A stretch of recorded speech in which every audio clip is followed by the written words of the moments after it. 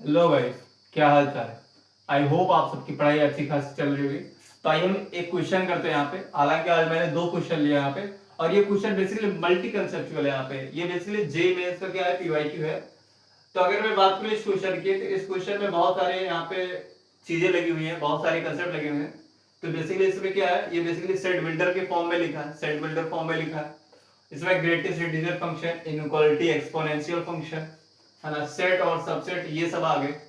और इधर क्वेश्चन में रखा है यहाँ पे, तो ये क्वेश्चन तो थोड़ा सिंपल है।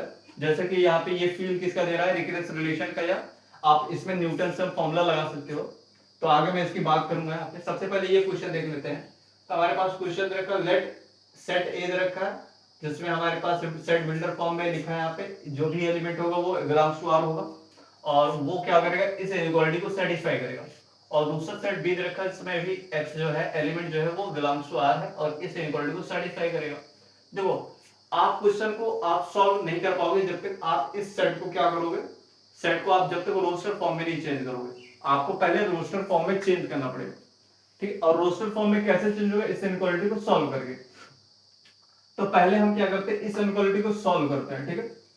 अब देखो, रोस्टर फॉर्म में जो भी एलिमेंट आएगा वो या तो क्या आएगा, इंटरवल फॉर्म में आएगा, है ना, या तो एक्स क्या आएगा, डिस्क्रीट वैल्यू फॉर्म में आएगा, या तो ये एक्स इंटरवल फॉर्म में आएगा। दोनों बेसिकली क्या होते हैं, रोस्टर फॉर्म में ही होते हैं, ठीक है। हालांकि वही रोस्टर फॉर्म में आते हैं। रोस्टर फॉर्म में मतलब होता है कि एलिमेंट आपको दिख जाए, ठीक है, या तो वो इंटरवल फॉर्म में दिखेंगे, या तो डिस्क्रीट वैल्यू फॉर्म में दिखेंगे। तो आइए हम यहाँ पे क्या करते हैं, सबसे पहले इनइक्वालिटी को सॉल्व करते हैं। अच्छा, इस इनइक्वालिटी को सॉल्व करने के लिए हम क्या करते हैं, सबसे पहले एक प्रॉपर्टी यहाँ पे देख लेते हैं, ग्रेटेस्ट इंटीजर फंक्शन का। अगर हमारे पास ग्रेटेस्ट इंटीजर फंक्शन में, यहाँ पे ग्रेटेस्ट इंटीजर में एक्स प्लस इंटीजर दे रखा, तो ये बेसिकली क्या होता है, ये इंटीजर को बाहर फेंक देता है, क्योंकि हमें एक्स पता नहीं है कि इंटीजर है कि क्या है। लेकिन ये बेसिकली इसके आगे जो बैठा वो कंफर्म है कि इंटीजर है, तो उसको बाहर फेंक देगा। तो हम यहाँ पे लिख सकते हैं greatest integer of x plus i equal to यहाँ पे greatest integer of x plus integer, ये लिख सकते हैं। तो वहां पे जो हमारे पास x प्लस थ्री दे रखा है, उसको मैं लिख सकता हूँ greatest integer of x plus यहाँ पे थ्री लिख सकता हूँ। और जो greatest integer x plus four दे रखा है, उसको मैं क्या लिख सकता हूँ, ग्रेटेस्ट इंटीजर x यहाँ पे प्लस फोर लिख सकता हूँ। अब उसने दोनों को ऐड करके लेस देन इक्वल टू कितना कर दिया, थ्री कर दिया। तो इन दोनों को ऐड करेंगे तो कितना हो जाएगा, two times greatest integer of x plus यहाँ पे सेवन, और लेस देन इक्वल टू यहाँ पे थ्री, ठीक है। तो टू टाइम्स यहाँ पे ग्रेटेस्ट इंटीजर, यहाँ पे सेवन उधर जाएगा, कितना माइनस फोर बन जाएगा। तो ग्रेटेस्ट इंटीजर यहाँ पे कितना आ जाएगा, यहाँ पे माइनस टू आ जाएगा। अब ये बोल रहा है x की वो वैल्यू बताओ जिसका ग्रेटेस्ट इंटीजर लेने पे वैल्यू क्या आ जाए, माइनस टू से छोटी आ जाए। अगर मैं बात करूं यहाँ पे, तो हमारे पास क्या माइनस टू, यहाँ पे ये माइनस वन है और ये माइनस थ्री है। हमें क्या करना है, x की अगर मैं क्या करता हूँ, हमें x की वो वैल्यू लेना ताकि वैल्यू या तो माइनस दो आ जाए ग्रेटेस्ट इंटीजर की, या तो माइनस दो से छोटी आ जाए। तो हमारे दिमाग में पहले क्वेश्चन यही आता है कि x ले लो आप माइनस दो से छोटा या माइनस दो के बराबर, x is less than equal to minus two. अगर x जो इक्वल टू माइनस टू होगा तो हमारे पास इक्वलिटी वाला केस क्या आ जाएगा। अगर x जो है माइनस दो से छोटा होगा तो बेसिकली इसका ग्रेटेस्ट इंटीजर क्या होगा, माइनस दो से छोटा होगा। लेकिन यहाँ पे लोग क्या करते हैं, एक चीज भूल जाते हैं। यहाँ पे आपने तो माइनस दो से छोटे ले लिया, माइनस दो दो से छोटा लेने पे क्या है, ये इक्वलिटी सेटिस्फाई हो रही है, इनइक्वालिटी सेटिस्फाई हो रही है। कैसे, अगर आप माइनस दो ले तो ये ग्रेटेस्ट इंटीजर ऑफ एक्स क्या देगा, माइनस दो देगा। और माइनस दो जो होता है वो माइनस दो से क्या होता है, छोटा और बराबर होता ही होता है। अगर मैं बात करूं एक्स इक्वल टू मैंने माइनस टू ले लिया, तो माइनस टू का ग्रेटेस्ट इंटीजर क्या आएगा, माइनस टू है, और माइनस टू जो होगा less than equal to minus two, ये तो स्टेटमेंट ट्रू है। अगर आप माइनस दो से छोटा लोगे, जैसे मैंने यहाँ पे माइनस टू पॉइंट फाइव लिया, तो इसका ग्रेटेस्ट क्या आता है, माइनस थ्री आता है, और माइनस थ्री जो होता है माइनस टू से छोटा होता है। बिल्कुल ये सही है। लेकिन आपको ये भी तो ध्यान देना है कि अगर आप माइनस वन से माइनस टू के बीच कोई भी नंबर लेते हो, माइनस वन पॉइंट फाइव, तो इसका ग्रेटेस्ट इंटीजर क्या आता है, माइनस टू ही तो आता है। तो आपने क्या कर दी, ये बेसिकली एक पॉइंट के लिए आपने ये इंटरवल ही छोड़ दिया। आप जब इस इंटरवल को लोगे तो जो यहाँ पे इक्वालिटी है वो होल्ड करेगी, इक्वालिटी वाला यहाँ पे केस जो होगा वो सेटिस्फाई होगा। तो आपने इतने ढेर सारे केसेस तो इक्वालिटी का छोड़ ही दिया यहाँ पे। तो बेसिकली यहाँ पे जो हमारे पास x आना चाहिए वो x जो है माइनस वन से छोटा आना चाहिए। अब यहाँ पे अगर आप माइनस वन से छोटा लोगे तो आप यहाँ पे माइनस वन से छोटा यहाँ पे कुछ भी लोगे तो ये क्या देगा, माइनस माइनस टू देगा यहाँ पे। अब यहाँ पे भी कोई नंबर लोगे तो उसका ग्रेटेस्ट क्या देगा, माइनस टू देगा। तो इस इंटरवल के बीच इक्वालिटी वाला केस आ रहा है। लेकिन इससे आप पीछे जाओगे तो -2 से छोटा वाला केस आ जाएगा। तो हमारे पास ये आएगा x लेस देन -1, ठीक है। तो ये केस होगा ही होगा। तो ये हमारे पास क्या आ गया, हमारे पास जो a आ जाएगा वो क्या आ जाएगा यहाँ पे x, हमारे पास x बिलोंग्स टू r हो जाएगा और x जो होगा वो -1 से छोटा होगा। हमारे पास x जो है वो a, मतलब सेट a में जो एलिमेंट आएगा वो क्या होगा -1 से छोटा होगा, ठीक है। अब यहाँ पे हम बात करते हैं b की। b में हमारे पास इनइक्वालिटी दे रखी, इनइक्वालिटी में सबसे पहले समेशन सॉल्व करते हैं। समेशन दे रखा r इक्वल टू 1 से लेके यहाँ पे इनफाइनाइट, और यहाँ पे 3 डिवाइड बाय 10 की पावर r यहाँ पे दे रखा है। पहले समेशन सॉल्व कर रहे हैं, ठीक है। हम क्या करते हैं, इसको ओपन करेंगे तो 3 को बाहर ले लेते हैं, क्योंकि 3 पे तो r चल नहीं रहा, यहाँ पे r किस पे जा रहा है, यहाँ पे इस पे जाएगा, यहाँ पे तो 1/10 प्लस 1/10 का स्क्वायर, ऐसा कहाँ तक इनफाइनाइट। और आपको पता है इनफाइनाइट जीपी का जो सम होता है वो first term upon 1 minus common ratio होता है। तो t 3 हो जाएगा यहाँ पे, और 1/10 यहाँ पे डिवाइड 1 माइनस 1/10 यहाँ पे, तो हमारे पास 3 इंटू यहाँ पे 1/10 यहाँ पे इंटू 10 डिवाइड बाय 9, 10 से 10 कैंसिल, 3 से 9 कैंसिल, तो हमारे पास कितना है 1/3 आ गया, ठीक है। अब हमारे पास समीशन की वैल्यू 1/3 आई। अब यहाँ पे क्या करते हैं, इसमें हम पुट करते हैं, तो 3 की पावर x यहाँ पे इसमें पुट करेंगे तो 1/3 की पावर यहाँ पे कितना होगा x माइनस 3 हो जाएगा, और लेस देन यहाँ पे कितना 3 की पावर -3x।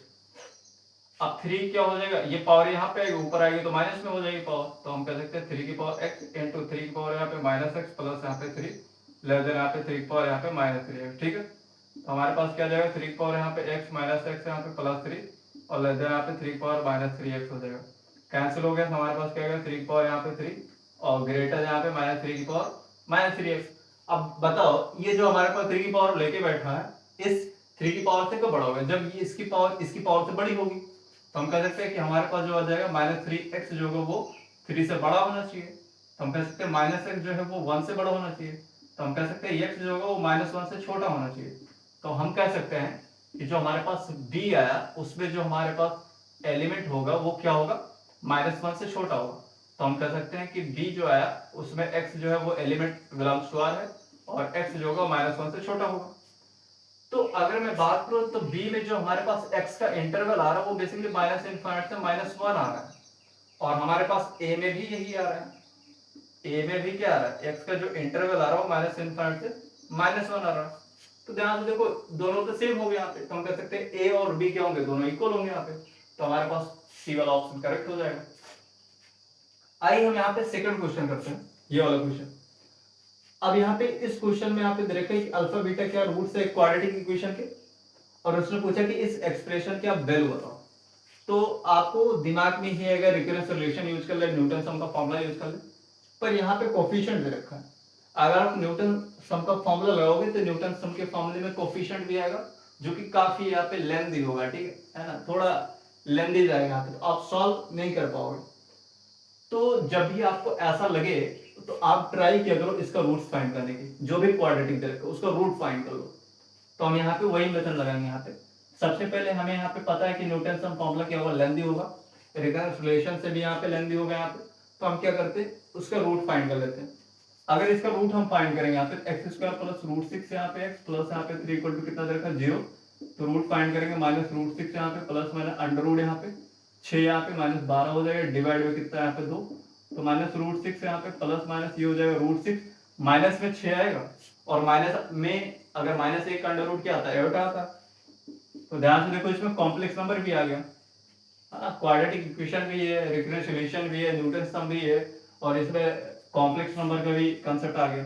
तो -√6 कॉमन ले लें, यहाँ पे √6 कॉमन लेंगे यहाँ पे, तो √6 divide by 2 -1 plus minus iota, और यहाँ पे x आ गया। अब यहाँ पे अल्फा और बीटा में कोई दिक्कत नहीं है, सिमेट्रिक एक्सप्रेशन, आप अल्फा और बीटा को किसी को मान लो, यहाँ पे रिप्लेस करने का कोई फर्क नहीं पड़ेगा। तो हम यहाँ पे अल्फा को क्या मान लेते हैं √6 डिवाइड बाय 2, और यहाँ पे -1 प्लस आयोटा हो जाएगा, और बीटा हमारे पास क्या आ जाएगा √6 डिवाइड बाय 2, और यहाँ पे -1 माइनस आयोटा हो जाएगा, ठीक है।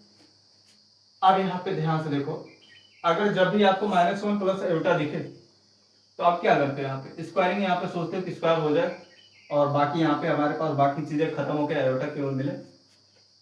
अगर आप ट्राई करोगे यहाँ पे इसका स्क्वायर करोगे तो हमारे पास क्या आ जाएगा 6 बटा यहाँ पे 4, और इसका स्क्वायर करोगे तो 1 प्लस आयोटा स्क्वायर माइनस यहाँ पे 2 आयोटा, और इधर स्क्वायर करोगे यहाँ पे कितना हो गया 6 बटा यहाँ पे 4, और 1 प्लस आयोटा स्क्वायर और प्लस 2 आयोटा यहाँ पे आयोटा स्क्वायर होगा, आयोटा स्क्वायर माइनस 1 होता है, ये कैंसिल हो गया और 2 दूना 4 यहाँ पे 2 3 6 यहाँ पे, तो माइनस 3 आयोटा आ गया।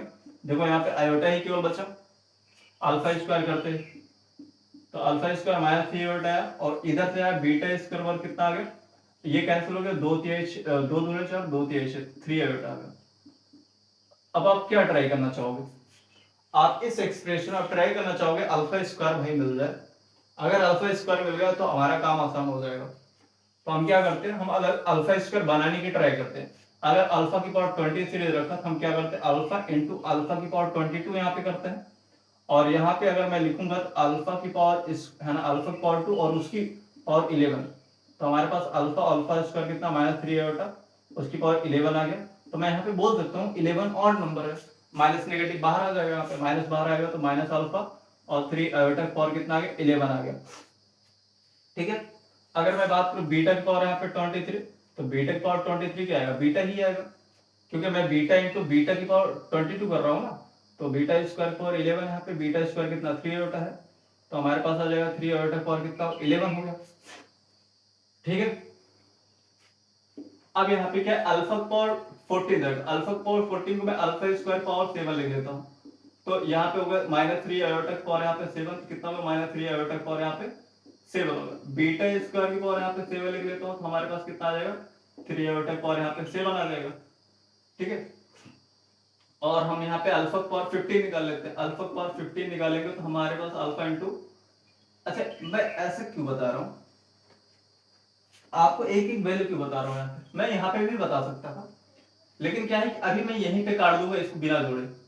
तो अल्फा इंटू अल्फा पावर 14 और स्क्वायर करके 7, यहाँ पे कितना हो गया, यहाँ पे अल्फा स्क्वायर के -3 आयोटा, तो माइनस अल्फा यहाँ पे और 3 आयोटा पावर कितना हो गया 7 हो गया, और यहाँ पे कितना हो गया बीटा की पावर यहाँ पे 15, तो बीटा इंटू यहाँ पे बीटा स्क्वायर हो गया, तो 3 आयोटा पावर यहाँ पे 7 आ गया, और अल्फा की पावर 10 है तो अल्फा स्क्वायर पावर यहाँ पे 5 कितना आ गया, यहाँ पे 3 आयोटा यहाँ पे माइनस में, तो माइनस बाहर आ जाएगा, और यहाँ पे पावर 5, और बीटा स्क्वायर पावर यहाँ पे 5 आ जाएगा, तो 3 आयोटा पावर यहाँ पे 5 आ गया।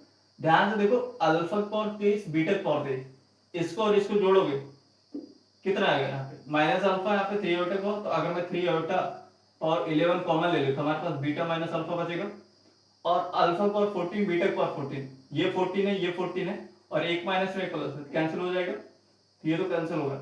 अल्फा पावर 15 और बीटा पावर 15, अल्फा पावर 15 और बीटा पावर 15, यहाँ पे मैं अगर नीचे ले, देखो इधर 0 बचा है, अब यहाँ पे के नीचे वाला चल रहा है ये, तो इसको मैं लिखूंगा यहाँ पे, तो 3 आयोटा पावर यहाँ पे 7, और आएगा क्या बीटा माइनस यहाँ पे अल्फा, और इसकी वैल्यू कितनी है, इसकी वैल्यू यहाँ पे ये भी कट जाएगा, यहाँ पे 0 आ जाएगा, और ये भी कैंसिल हो जाएगा, तो 3 आयोटा पावर यहाँ पे कितना आ गया 11 माइनस यहाँ पे कितना आ गया 7 आ जाएगा। ठीक है, तो हमारे पास क्या आ गया 3 आयोटा की पावर यहाँ पे कितना आ गया 4 आ गया, तो हम कह सकते हैं 3 की पावर 4 आयोटा पावर 4, तो हमारे पास 81 आयोटा की पावर 4 1 होते ही है, तो हमारे पास 81 आंसर आ जाएगा। तो ये डी वाला ऑप्शन करेक्ट होगा, और उसमें सी वाला ऑप्शन करेक्ट होगा।